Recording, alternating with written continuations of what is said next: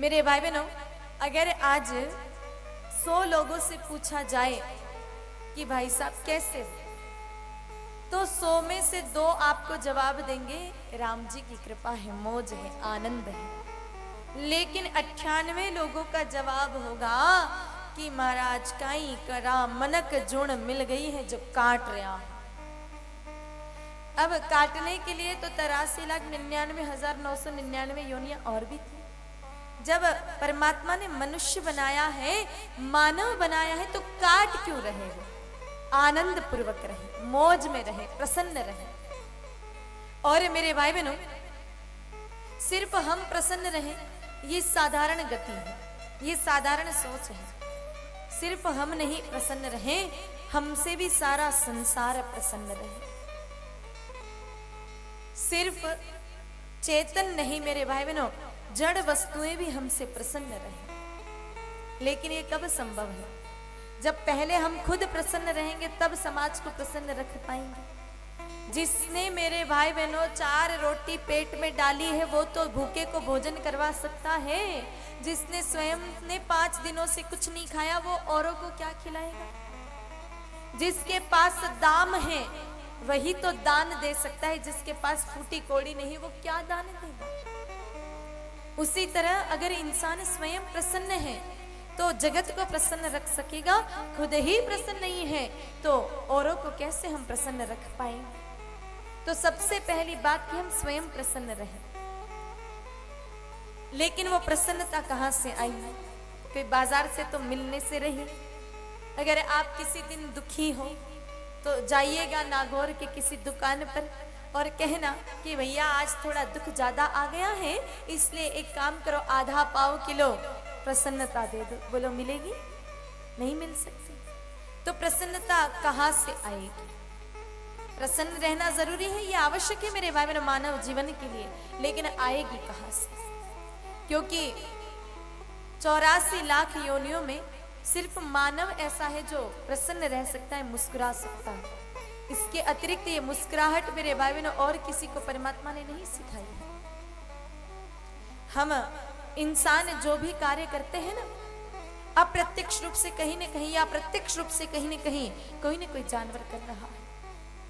अगर हम 2 वक्त की रोटी जीमते हैं, भोजन जीमते हैं, तो 2 वक्त की रोटी का जुगाड़ हमारे नगर के, हमारे गांव के कुत्ते भी कर लेते हैं। अगर हम बड़े बड़े मकान बना करके रहते हैं तो हमारे मेरे भाई बहनों गाँव में आपने देखा होगा कि छोटी सी चिड़िया भी तिनका इकट्ठा करके घोंसला बना ही देती है। अगर हम बहुत सुंदर नृत्य करना जानते हैं, नाचना जानते हैं, तो मोर हमसे अधिक सुंदर नाच सकता है। अगर आप बहुत अच्छे से गाना जानते हैं, कोयल से ज्यादा मीठी आवाज हमारी नहीं हो सकती। अगर आप विचार करें कि हम लोग सुंदर सुंदर वस्त्र पहनना जानते हैं। कुछ लोग होते हैं दिन में 3 बार कपड़े बदलते हैं। सुबह अलग वस्त्र में दिखते हैं, दोपहर को फिर बदल देते हैं और शाम होते होते एक बार और कपड़े बदल जाते हैं। हम विचार करते हैं कि कपड़े बदलेंगे तो हमारे शरीर का डिजाइन, बॉडी का रंग बदल जाएगा। बात सत्य है, कपड़े बदलेंगे तो शरीर का डिजाइन, बॉडी का रंग बदल जाएगा, लेकिन उसके लिए हमें कपड़े बदलने पड़ेंगे। लेकिन एक गिरगिट होता है ना, गिरगिट जानते हो आप लोग? वो गिरगिट तो बिन कपड़े बदले ही अपने रंग को बदलने की क्षमता रखता है। अगर हम ये विचार करें कि हम अन्न धन संग्रह करना जानते हैं, तो एक छोटी सी मधुमक्खी भी अपने शहद के छत्ते को हमेशा भरा हुआ रखती है। तो जो भी काम हम कर रहे हैं, किसी न किसी रूप से कोई न कोई जानवर कर रहा है। लेकिन हंसना, मुस्कुराना परमात्मा ने सिर्फ इंसानों को सिखाया है। इंसान के अतिरिक्त कोई जीव मुस्कुरा नहीं सकता है। आप जो लोग यहाँ पर बैठे, मुझे एक बात बताइए, आप लोगों ने आज तक अपने गांव में किसी गधे को मुस्कुराते हुए देखा है क्या? नहीं देखा ना? और किसी दिन कोई गधा आपको मुस्कुराते हुए नजर आ जावे, समझ जाना कि ये गधा अगले जन्म में इंसान बनने की तैयारी कर रहा है, प्रैक्टिस कर रहा है। और अगर कोई इंसान 24 घंटे मुंह फुला कर बैठे, 24 घंटे मुंह चढ़ा करके बैठे, मुस्कुराहट कभी उसके चेहरे पर आए ही नहीं, तो क्या समझ लेना चाहिए? समझदार हो आप, उसकी भी तैयारी शुरू हो गई है, मुझे अपने मुख से बोलने की आवश्यकता नहीं। तो मुस्कुराहट इंसान की सबसे बड़ी पहचान है। Smile is must necessary for human life. अगर हम इंसान हैं तो मुस्कुराना बहुत आवश्यक है, लेकिन वो मुस्कुराहट कहाँ मिलेगी? मेरे भाई बहनों, इंसान सुखी होगा तो मुस्कुराएगा, और इंसान के जीवन में दुख है तो वो मुस्कुरा भी नहीं पाएगा।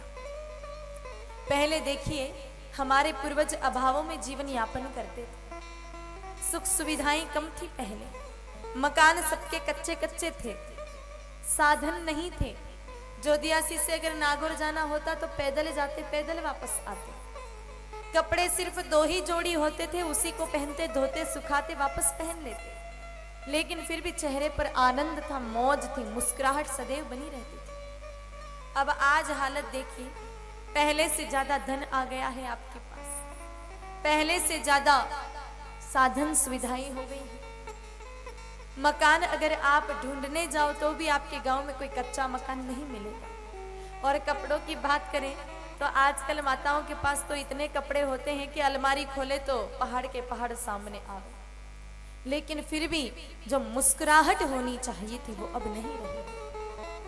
पहले कोई त्योहार आता, कोई मेरे भाई बहनों उत्सव आता, कितने उत्साह से हम उस त्योहार को, उस उत्सव को मनाते। होली दिवाली आती तो 8-10 दिन पहले तैयारी शुरू हो जाती थी, और होली दिवाली निकलने के बाद भी 5 दिन तक तो होली दिवाली की खुमारी नहीं उतरती थी।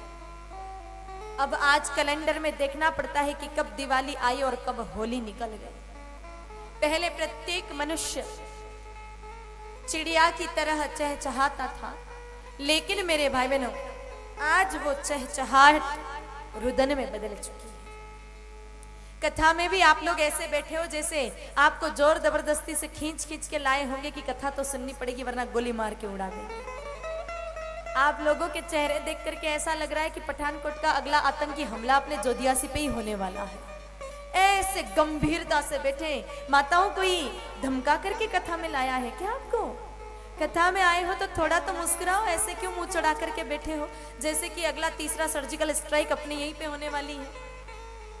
सत्संग में तो मुस्कुराहट होनी चाहिए, मौज होनी चाहिए, चेहरे पर आनंद होना चाहिए, और कथा में ही ऐसे मुंह चढ़ा के बैठे हो तो घर पे तो आपकी क्या ही हालत होती होगी।